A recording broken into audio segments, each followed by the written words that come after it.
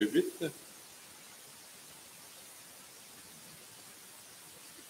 Et ce que je vais faire, je vais quand même le lire du verset 12 au verset 28, et même peut-être jusqu'au verset 30.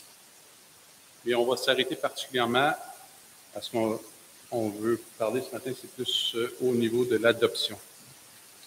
Romains chapitre 8, verset 12 et suivant, jusqu'à 30. Ainsi donc, frères, nous ne sommes point redevables à la chair pour vivre selon la chair. Si vous vivez selon la chair, vous mourrez. Mais si par l'Esprit, vous faites mourir les actions du corps, vous vivrez. Car tous ceux qui sont conduits par l'Esprit de Dieu sont fils de Dieu. Et vous n'avez point reçu un esprit de servitude pour être encore dans la crainte, mais vous avez reçu un esprit d'adoption, par lequel nous crions « Abba, Père ». L'Esprit lui-même rend témoignage à notre esprit que nous sommes enfants de Dieu.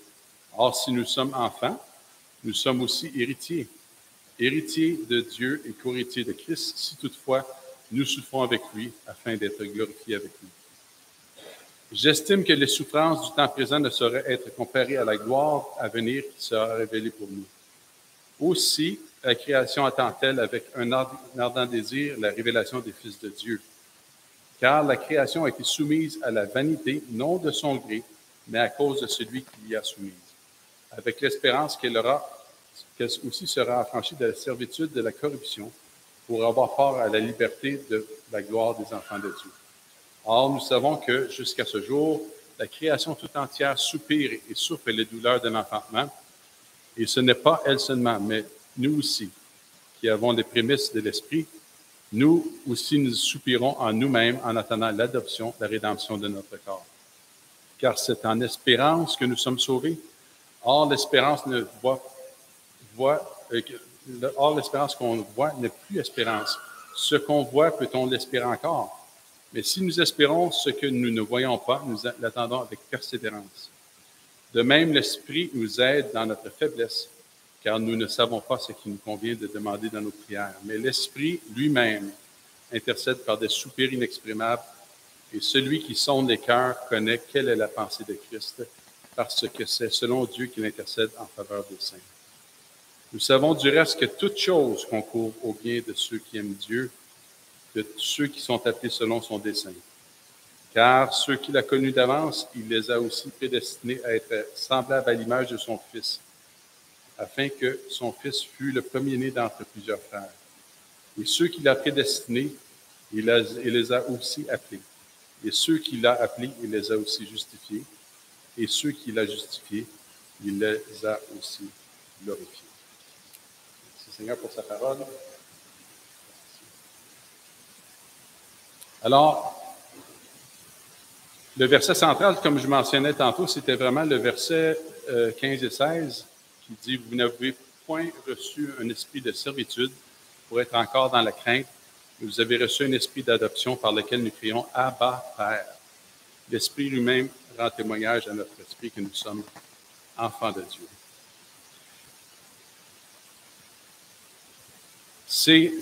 L'adoption, c'est vraiment quelque chose qui est...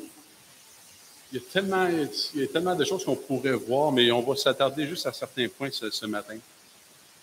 Et puis, je vais commencer avec une question pour vous. Pourquoi, selon vous, Dieu doit-il nous adopter? Pour quelle raison Dieu doit-il nous adopter? Ça, je vous ai demandé à intervenir sans vous gêner.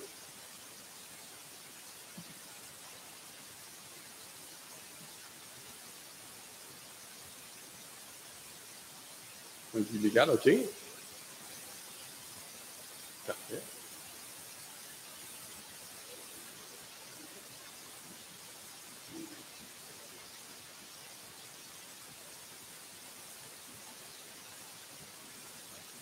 Mm-hmm. Parfait. Oui, frère.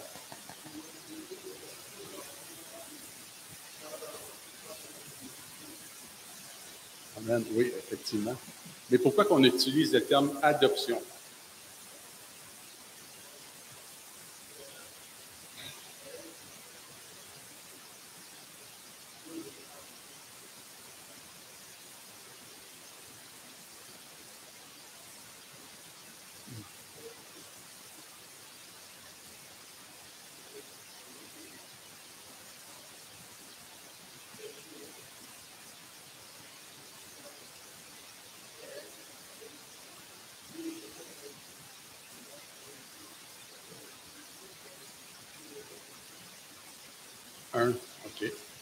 Oui, Père.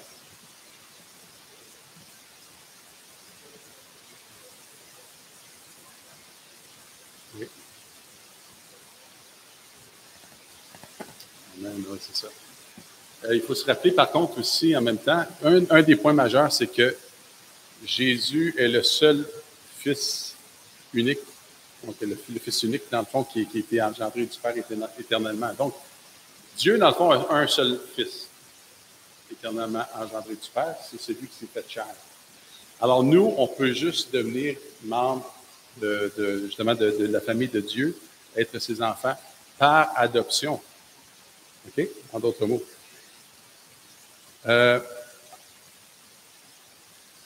Dans le fond, nous autres, on était, puis ça, je pense que je l'avais déjà dit la dernière fois que j'étais venu, ou une des dernières fois. Nous, auparavant, étant donné encore si on vient souvent à la chute, on vient souvent à ce qui s'est passé à la chute, mais lorsque on a désobéi à Dieu, lorsque Adam et Ève ont désobéi à Dieu, bien, ils sont devenus pères de quelqu'un d'autre. Ils sont venus plutôt des enfants de quelqu'un d'autre, ils sont devenus des enfants de Satan. Et puis, comme dans l'évangile de Jean nous rappelle, c'est que nous sommes même des enfants du diable. Et l'apôtre et Jésus le dit aux pharisiens aussi.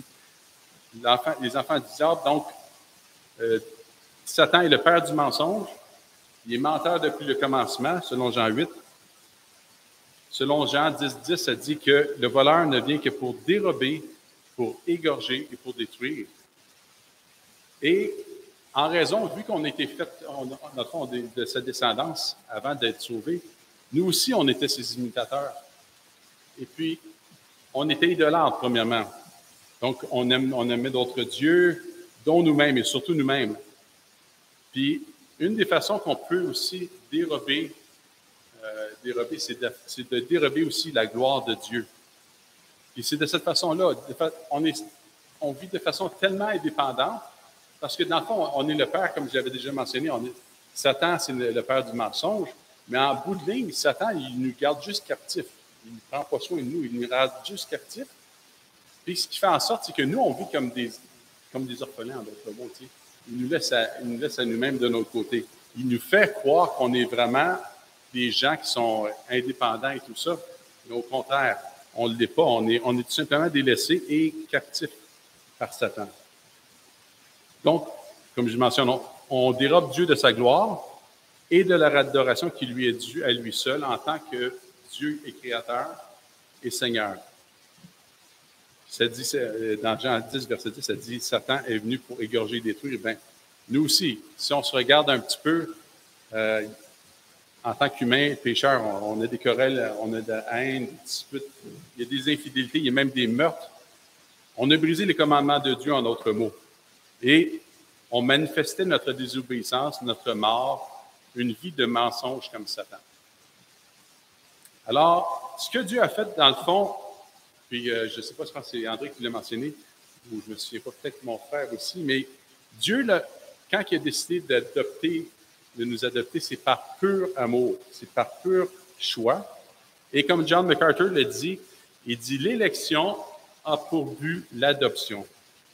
L'élection a pour but l'adoption. On va juste tourner dans Éphésiens 1, chapitre 4, verset 5. Éphésiens, chapitre 1, verset 4 et 5.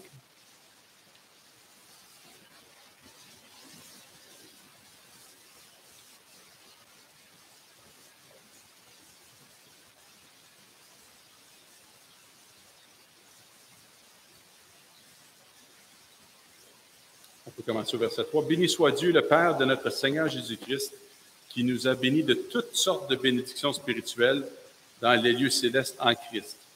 En lui, en Jésus-Christ, Dieu nous a élus avant la fondation du monde pour que nous soyons saints et irrépréhensibles devant lui, nous ayant prédestinés dans son amour à être ses enfants d'adoption par Jésus-Christ, selon le bon plaisir de sa volonté. » Donc, l'élection, on peut le voir ici, a vraiment pour but de faire de nous des enfants qui sont adoptés, des enfants d'adoption par Jésus-Christ.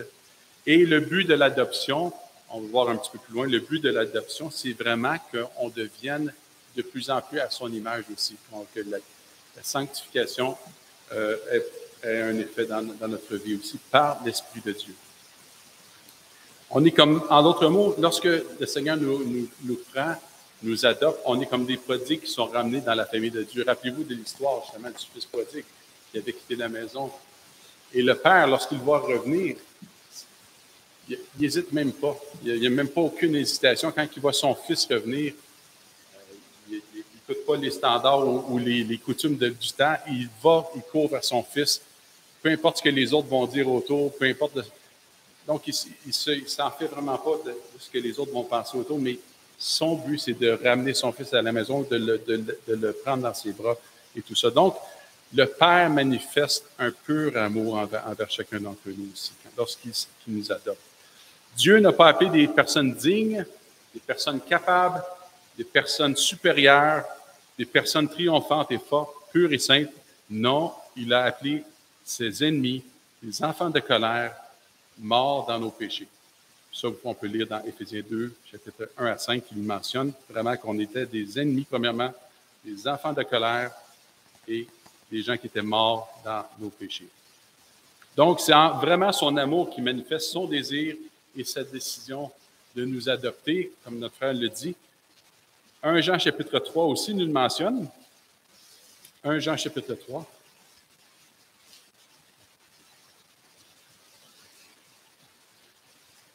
Un verset que vous connaissez tous, puis peut-être que vous l'avez chanté avant que j'arrive, je pense.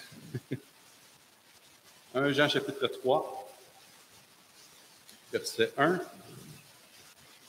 Voyez quel amour le Père nous a témoigné pour que nous soyons appelés enfants de Dieu, et nous le sommes. Si le monde ne nous connaît pas, c'est qu'il ne nous a pas connus. Donc, voyez, c'est l'amour de Dieu, le Père, que Dieu nous a témoigné pour qu'on devienne ses enfants. Donc, la vie chrétienne, ça c'est Packer qui le mentionne, James Packer, il dit la vie chrétienne, c'est vraiment ça d'abord et avant tout. C'est en Jésus-Christ qu'on devient les enfants, les fils et les filles de Dieu. C'est ce qui fait la caractéristique de la vie chrétienne également. Dans le chapitre qu'on vient de lire aussi, dans Romains chapitre 8, j'ai lu un petit peu avant parce que ça nous dit justement que le but, une des façons que Dieu aussi nous adopte, c'est en nous donnant son esprit, l'esprit de Dieu qui habite en nous. Et le but aussi, c'est qu'on puisse faire mourir, verset 13, « Si par l'esprit vous faites mourir les actions du corps, vous vivrez. » C'est ça le but également, c'est qu'on a été adopté par le Père pour, encore une fois, lui ressembler de plus en plus, être à son image. Et ça le confirme dans le verset 14, « Car tous ceux qui sont conduits par l'Esprit de Dieu sont fils de Dieu. » Verset 15, ça nous dit, « Vous n'avez point reçu un esprit de servitude. » C'est quoi un esprit de servitude? Quelqu'un peut me donner la définition? Un esprit de servitude. Esclavage, oui. C'est quoi la caractéristique? Avoir la caractéristique d'avoir comme d'être sous une servitude, si je peux dire. La peur, la crainte, oui. Parce qu'il y a vraiment de l'amour qui est absolument fait partie de cette relation-là. Non, OK? Il y a un commentateur, son nom c'est Matthew Poole, qui parle de cet esprit de servitude. Je vais vous le lire. Ça dit « L'esprit de servitude semble se rapporter soit à l'état de servitude dans lequel se trouvait le peuple de Dieu au temps de la loi cérémonielle, soit à la publication de la loi morale sur le mont Sinaï, qui se fit avec horreur et crainte. Vous vous en souvenez, lorsqu'ils ont vu justement, les gens ont eu peur de s'approcher, ils ne peuvent même pas s'approcher de la présence de Dieu, tellement ils avaient peur aussi. Et même ils en étaient empêchés parce qu'ils mourraient de mort certaine. Ou encore, il s'agit de l'horreur et de la crainte servile que l'Esprit de Dieu opère dans le cœur et la conscience des hommes par le ministère de la loi, lorsqu'il ouvre les yeux des hommes pour leur faire voir qu'ils sont esclaves du péché de Satan et qu'ils sont soumis à la colère et à la vengeance de Dieu.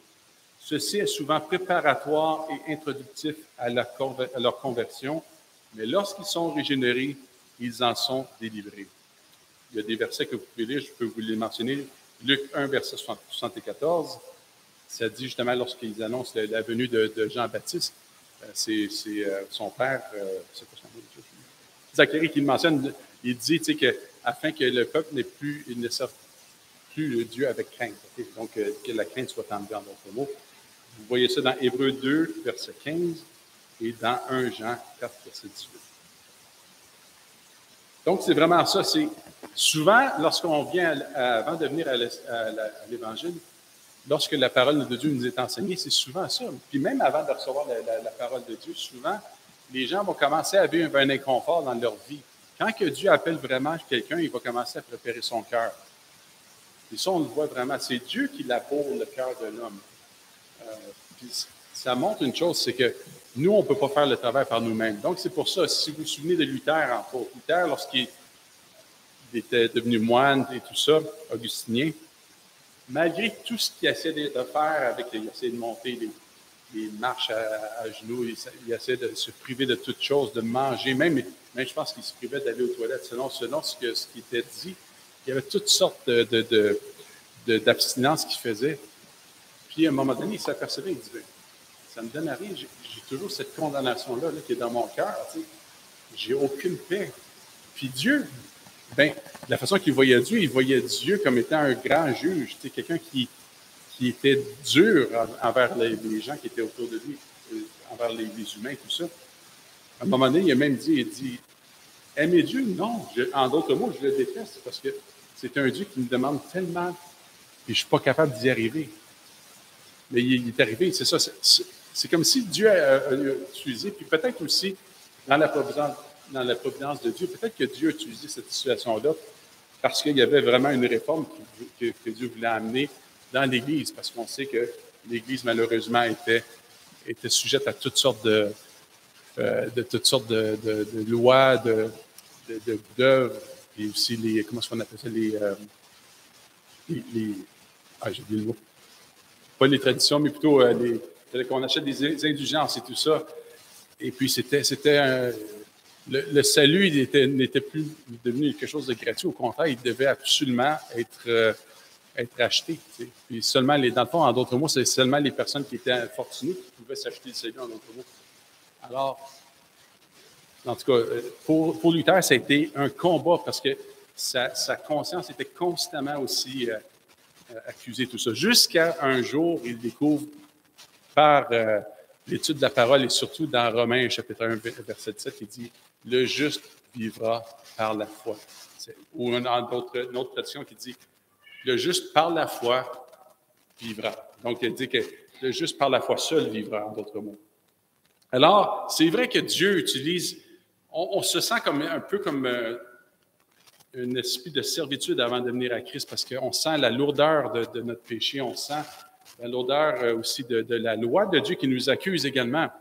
Rappelez-vous encore d'Ésaïe, comme je vous avais déjà parlé il n'y a pas si longtemps.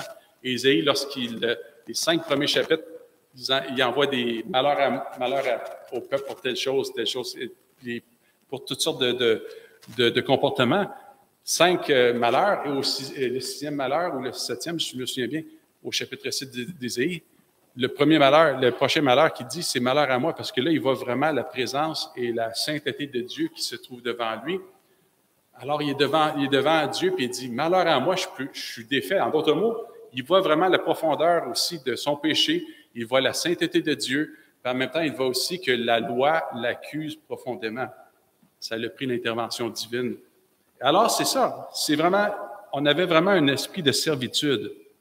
Mais par la suite, le Seigneur arrive et il nous donne aussi un esprit d'adoption. Et cet esprit d'adoption fait en sorte qu'on a un esprit de liberté à ce moment-là.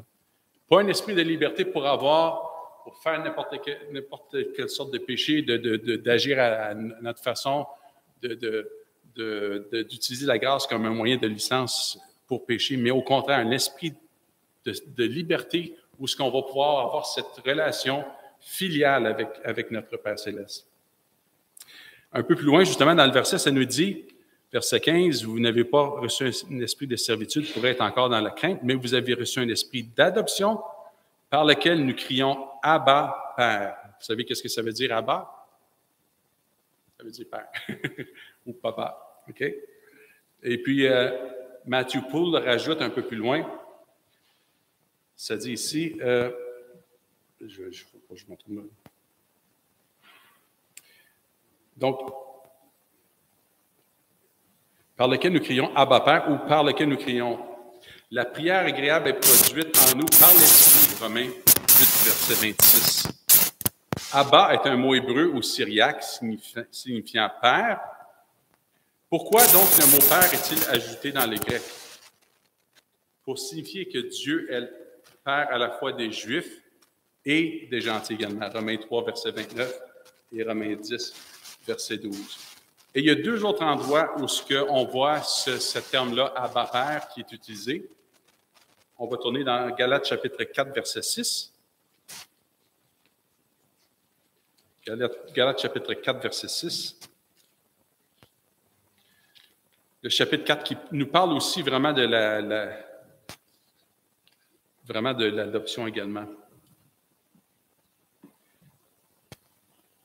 On peut lire du verset 1. « Aussi longtemps que l'héritier est enfant, je vous dis qu'il ne diffère en rien d'un esclave, quoiqu'il soit maître de tout. Mais il est sous des tuteurs et des administrateurs jusqu'au temps marqué par le Père. Nous aussi, de la même manière, lorsque nous étions enfants, nous étions sous l'esclavage des rudiments du monde. Mais lorsque les temps ont été accomplis, Dieu a envoyé son Fils, donc son Fils unique Jésus-Christ, qui a été fait chair, né d'une femme, Marie, né sous la loi, afin qu'il rachète ceux qui étaient sous la loi. Donc, il y avait aussi un esprit de servitude également, afin que nous reçussions maintenant l'adoption.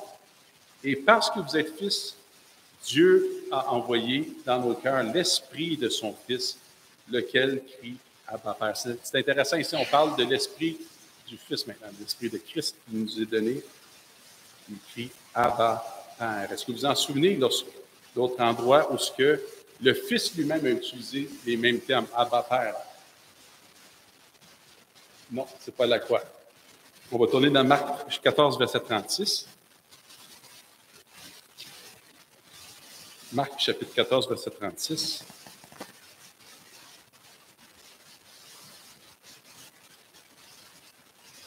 Jésus s'apprête à vivre le combat le plus intense de sa vie, la croix, justement.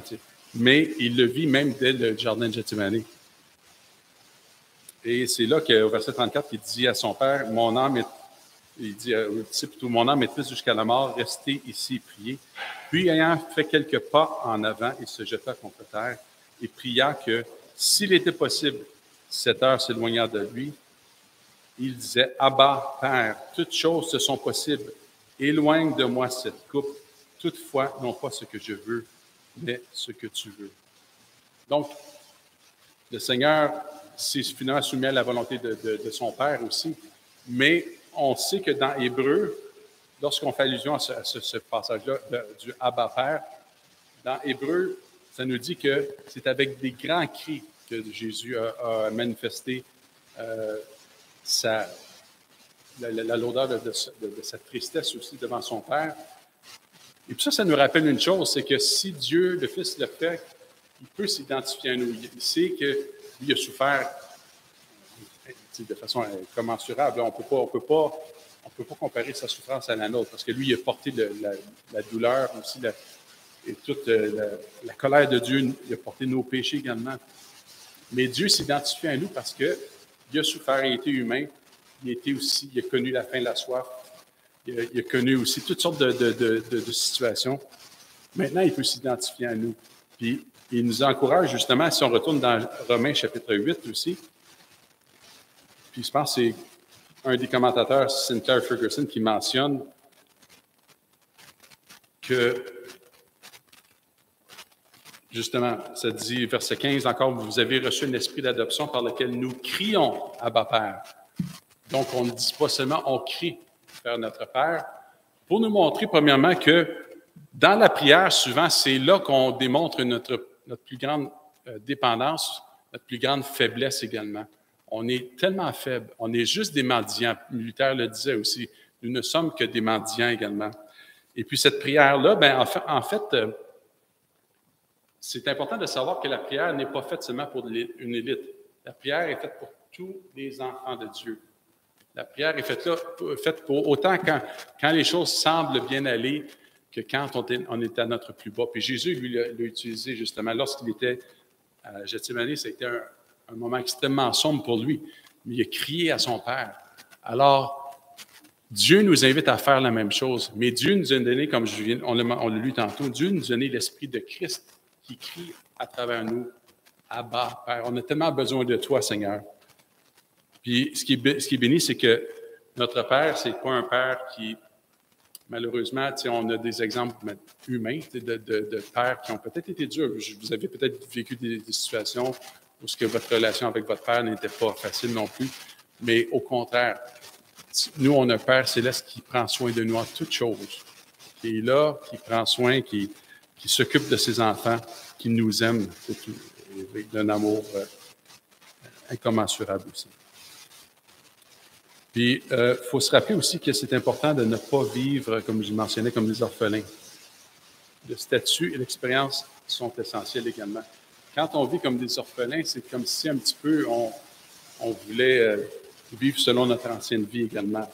C'est pour ça que Dieu nous a donné vraiment son esprit, qui est l'esprit de la famille, l'esprit de Dieu, qui fait en sorte qu'on va mettre à mort de plus en plus la chair. C'est souvent notre vieil homme qui fait en sorte qu'on veut vivre de façon indépendante, qu'on veut vivre selon les standards que nous, on s'est fixés de façon indépendante. Mais dans ce passage-là, ça nous mentionne vraiment qu'on doit devenir des gens qui sont conduits par l'Esprit de Dieu et qui vont mettre à mort les actions du corps qu'on va vivre.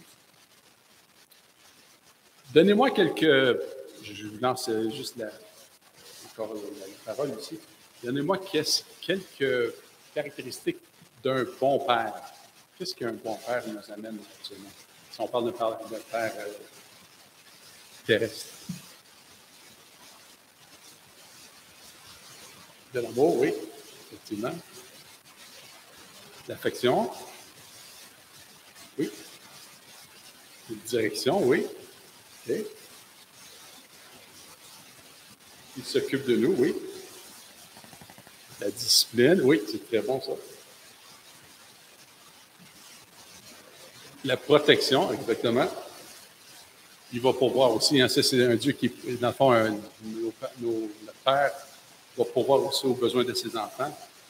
Comme vous dites, un père va rassurer. Moi, je me souviens quand j'étais jeune, à un moment donné, j'ai eu vraiment cette grâce-là quand j'étais jeune. Je demeurais chez mes parents, c'est sûr.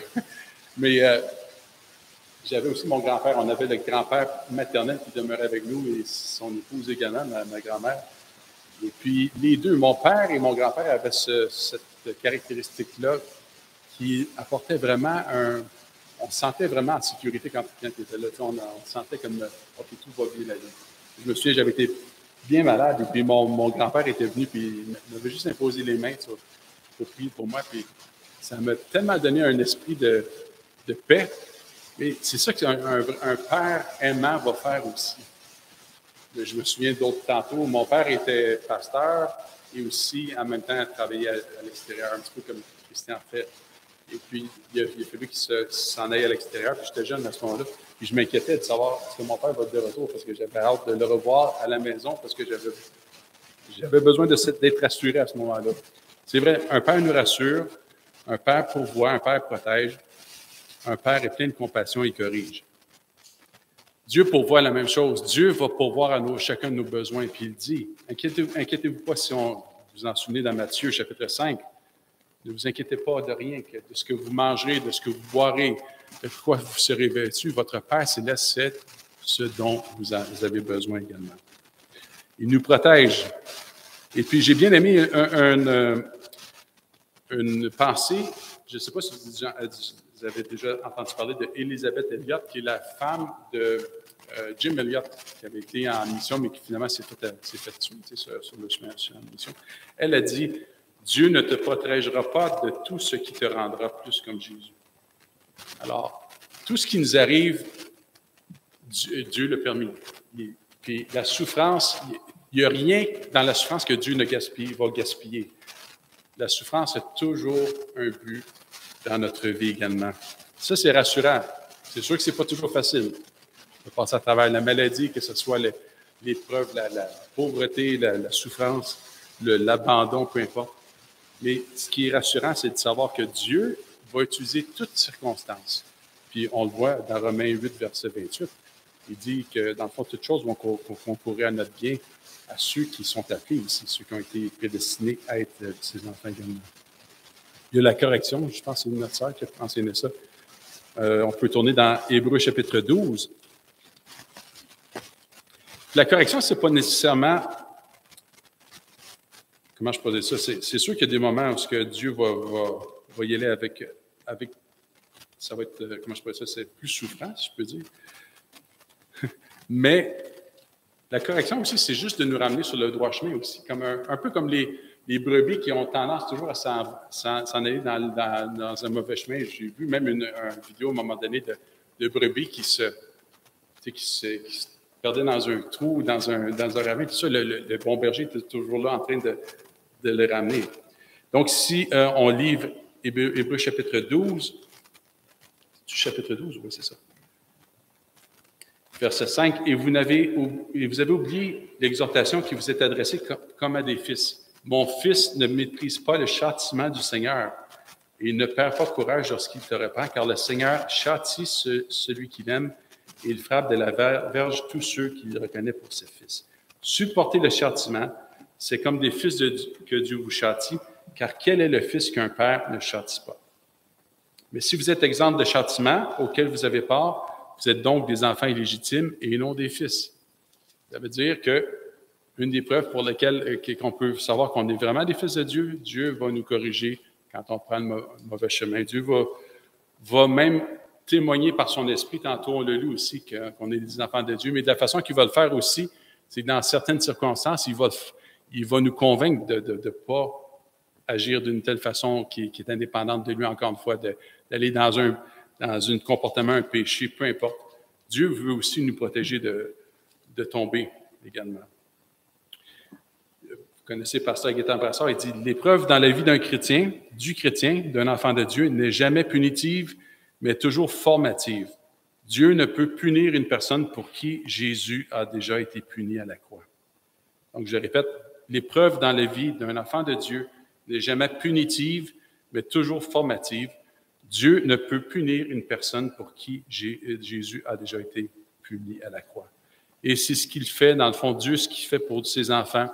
Il continue à nous former, il continue à nous corriger, il continue surtout aussi à nous aimer également. Je vais vous poser une autre question. Par rapport à l'adoption, il y a aussi une autre chose qui peut devenir un défi, autant pour le père que pour le fils, si on parle de façon naturelle. Le père doit aussi développer des affections pour le fils. Si on adopte un enfant à un certain âge, on doit développer des affections, l'attention pour voir à lui. Mais le fils ou la fille doit aussi développer en retour de l'affection pour les parents. Parce que si ce n'est pas les enfants, si ce n'est pas les parents naturels, parfois, c'est ça prend du temps avant de développer cet esprit de confiance-là.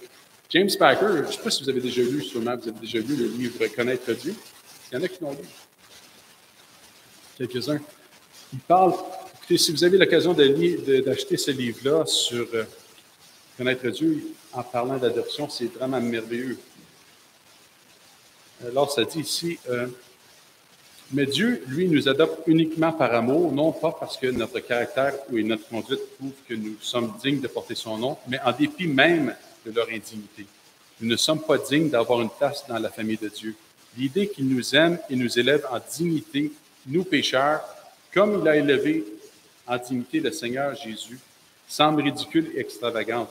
Et pourtant, c'est là ce que signifie l'adoption et rien de moins. L'adoption, par sa nature même, est un acte de pure bonté. Lorsque vous adoptez un enfant, vous le faites parce que vous avez choisi de le faire et non parce que vous en êtes contraint. De même, Dieu adopte parce qu'il choisit de le faire et non parce qu'il y est contraint. Il n'avait pas à faire quoi que ce soit pour nous, pécheurs, si ce n'est de nous punir comme nous le méritions. C'est ce qu'on méritait. On méritait la mort éternelle, la séparation d'Éternel avec Dieu à cause du péché qui habitait en nous et notre rébellion envers lui. Mais il nous a tant aimés, il nous a rachetés, pardonnés, adoptés, et s'est donné lui-même à nous comme Père. Mais sa grâce ne s'arrête pas à ce premier acte, donc de nous avoir rachetés, pardonnés, et qui s'est donné comme Père. Pas plus que l'amour des parents qui adoptent un enfant ne s'arrête à l'achèvement du processus légal. Tantôt, c'est notre sœur qui parlait du processus légal aussi. Donc, de la justification, en d'autres mots. Qui fait de cet enfant le leur. Le statut de l'enfant étant réglé, et celui-ci ayant été reconnu comme membre de la famille, tout ne fait que commencer. La véritable tâche reste à faire. Il faut maintenant établir des relations filiales entre l'enfant que vous avez adopté et vous-même, car c'est cela que vous désirez par-dessus tout. Vous allez donc vous attacher à gagner l'amour de l'enfant en lui témoignant vous-même votre amour. Vous allez chercher à éveiller son affection en lui manifestant le vôtre. Il en est de même avec Dieu, d'une manière ou d'une autre, tout au long de votre vie, notre vie terrestre et de l'éternité ensuite. Il nous manifestera constamment et toujours plus son amour qui suscitera l'accroissement continu de notre amour pour lui. Devant les fils adoptifs de Dieu s'ouvre une éternité d'amour. Et puis, c'est son amour qui fait en sorte que de plus en plus, on va prendre les plis, si je peux dire, les caractéristiques du Père. OK? C'est sûr qu'en tant que, comme je mentionnais tantôt, qu'on est passé d'être des enfants du diable à des enfants de Dieu, on a encore nos réflexes, on a encore nos plis. Le vieil homme qui est là. Puis ça prend du temps, des fois, de s'en défaire. Mais la façon qu'on peut aussi devenir de plus en plus comme Dieu, c'est premièrement de l'écouter. Tu sais. Dieu, premièrement, c'est lui qui nous donne sa parole. Il nous dit comment parler. Par sa parole, on sait quoi dire, on sait comment réfléchir. Par l'Esprit de Dieu qui nous donne aussi. Mais en même temps, Dieu nous accorde aussi le fait qu'on peut le contempler également. On peut le regarder comment il agit aussi. Et c'est la même chose. Paul, il dit, devenez mes imitateurs comme moi, je le suis de Christ également. Donc, si on observe comment Dieu fonctionne, comme Jésus a fait, même quand il était ici sur la terre, il a dit, moi, je ne fais rien que je n'ai pas vu mon Père faire. C'est vraiment soumis à la volonté de son Père. Nous, on est appelés à faire la même chose également, se soumettre à la volonté de Dieu, mais l'observer. Puis la meilleure façon de l'observer, c'est de plonger nos regards dans la parole de Dieu, de faire en sorte que de prier le Seigneur aussi, de se présenter devant lui, d'être dans sa présence. Cette avenue qui a été ouverte une fois pour toutes, qui a été inaugurée par Jésus-Christ, par le sang de Christ, on s'approche de lui. Plus qu'on passe du temps avec quelqu'un, plus on commence à lui ressembler. C'est la même chose dans le couple, c'est la même chose avec des amis. Des fois, on commence à utiliser les mêmes termes. Tu sais, on peut se deviner également. Et puis, mais Dieu nous appelle à faire ça.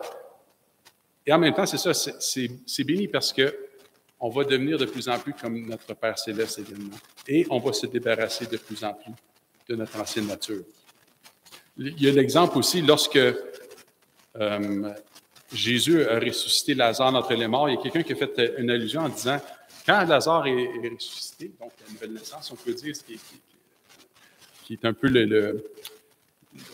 l'exemple ou l'image de la nouvelle naissance, quand Lazare est ressuscité, il n'a pas pu enlever les bandeaux, les bandelettes qu'il avait sur lui. Il a fallu que quelqu'un d'autre le fasse aussi.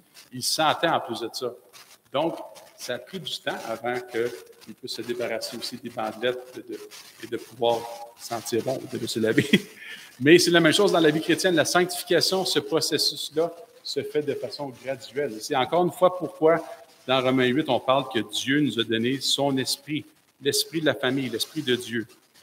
L'esprit, le Saint-Esprit, qui est aussi l'esprit de la sanctification. C'est lui qui va faire en sorte que de plus en plus, on va devenir semblable à notre Père. Et pour terminer, on va juste tourner encore une fois dans 1 Jean chapitre 3.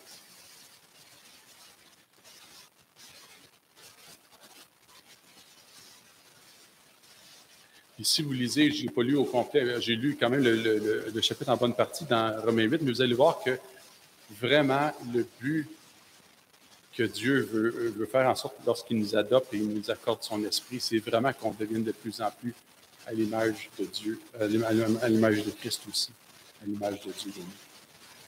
Donc, 1 Jean chapitre 3.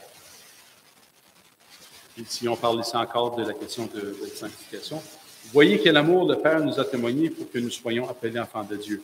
Donc, premièrement, Dieu nous appelle, il nous adopte par pur amour.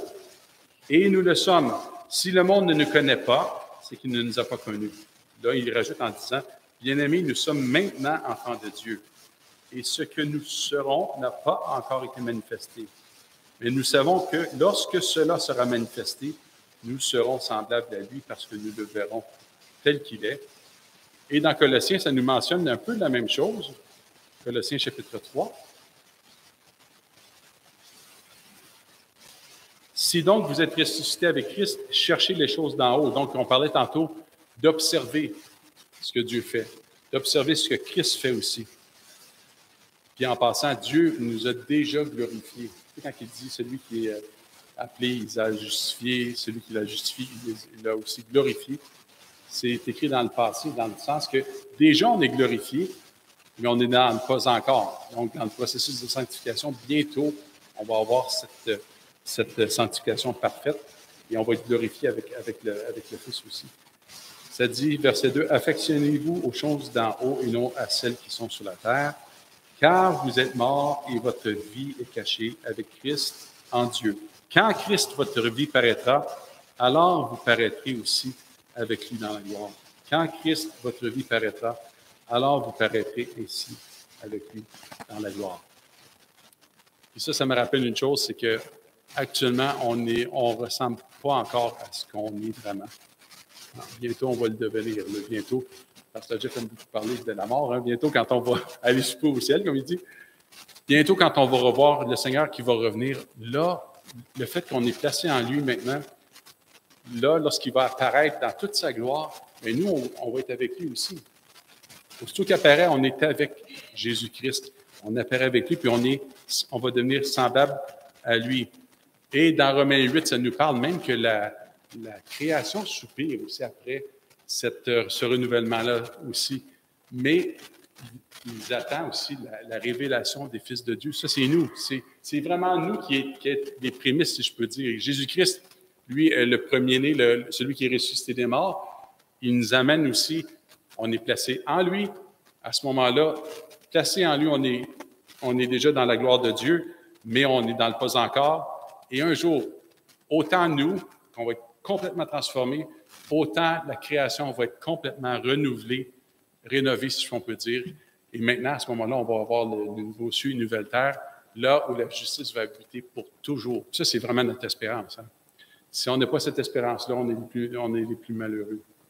Et puis, donc, que le Seigneur puisse nous accorder de vivre. Je n'ai pas eu l'occasion, mais si vous avez ceux qui ont la confession de foi baptiste 1689, il y a un paragraphe qui parle de l'adoption en beaucoup plus de détails, puis il y a beaucoup de versets qui sont rattachés à ça. Mais ça nous montre tellement, il y a tellement de bénéfices, il y a tellement d'avantages que Dieu nous donne aussi. En tout cas, c'est une vie abondante que Dieu nous accorde. Et puis que le Seigneur puisse nous accorder de vivre de plus en plus comme ses fils et ses filles bien-aimés, sachant qu'on est parfaitement aimés. L'amour parfait bannit la crainte. Et c'est ce que le Seigneur veut faire dans nos vies. C'est vraiment l'amour de Dieu, c'est vraiment la bonté de Dieu qui va nous porter à la repentance aussi, parce qu'on vit dans une vie de repentance. Mais que le Seigneur puisse faire en sorte aussi qu'on puisse devenir de plus en plus comme lui. Même ici maintenant, que la sanctification que Dieu nous procure par le Saint-Esprit, par sa parole, dans la prière aussi, puisse faire en sorte qu'on puisse être aussi des lumières qui vont refléter à l'extérieur du monde. Jésus le dit, il dit, vous êtes la lumière du monde parce qu'il habite en nous. C'est lui la vraie lumière du monde.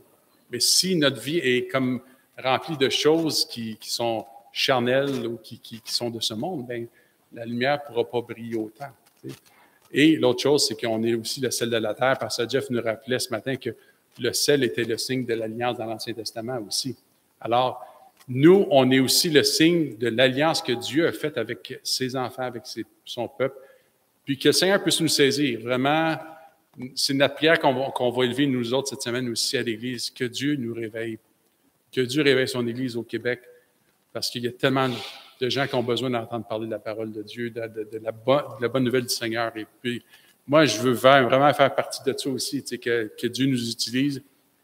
Puis, dernier point, quand on dit qu'on est co-héritier dans ce chapitre-là, ça dit qu'on est co-héritier avec Christ parce qu'on a été placé en lui, parce qu'on est maintenant ses enfants.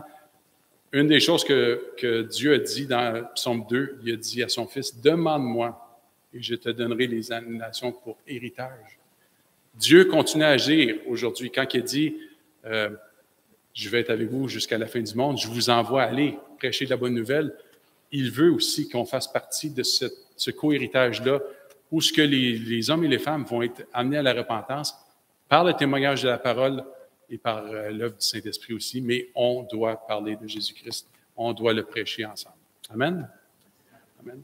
Alors, Seigneur, merci pour cette rencontre. Merci vraiment pour cette Église, pour Pasteur Raymond, Seigneur, qui n'est pas parmi nous, mais que tu puisses le bénir abondamment là où il est, lui et son épouse. Accorde-leur plusieurs années, renouvelle ses forces.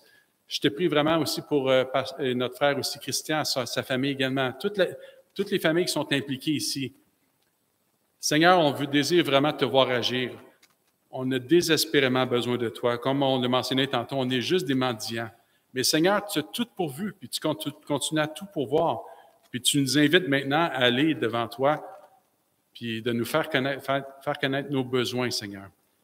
Alors, on fait connaître notre incapacité cet après-midi. Seul toi, tu peux agir. Seul toi, par le Saint-Esprit, tu peux nous utiliser.